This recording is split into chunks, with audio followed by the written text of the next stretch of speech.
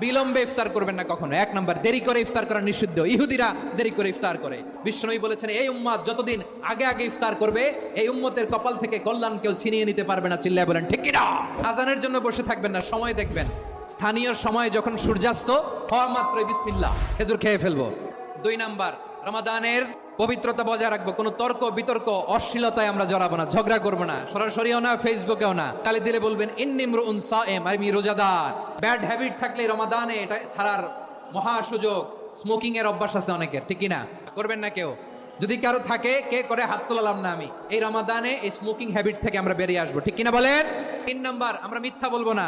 বিশ্বনবী বলেন, মানলাম ইয়াদা কাওলা যুরি ওয়াল আমালা বিহি ফালাইসা লিল্লাহি হাজাতুন ফি আইয়াদা তাআমাহু ওয়া শারাবা। যে রমজানে মিথ্যা কথা, মিথ্যা কাজ, মিথ্যা সাক্ষী ছাড়তে পারে নাই, তার না খেয়ে থাকা, উপবাস থাকা দিয়ে আল্লাহর কিছু যায় আসে না। 4 নাম্বার, অপচয় করব না।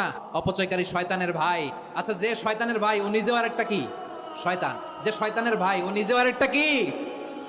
অপচয় করব না। ইফতারি করতে যে আমরা অনেকে অপচয় করি, এগুলো করবেন আপনারা না। অপচয় অপব্যয় করব না। 5 নম্বরে, রিয়া, লোক দেখানো ইবাদত আমরা করব না।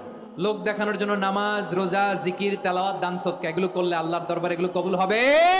বিশ্বনবী বলেন, দাজ্জালের ফিতনার চেয়ে একটা বড় ফিতনার ভয় আমি করি। সেটা কি? আর রিয়া, শো অফ মেন্টালিটি, লোক দেখানো মানসিকতা। এটা থেকে আমরা বিরত থাকবো ইনশাআল্লাহ। 6 নাম্বার, অনেক গুরুত্বপূর্ণ। ব্যবসায়ী ভাইয়েরা অনেক অসাধু ব্যবসা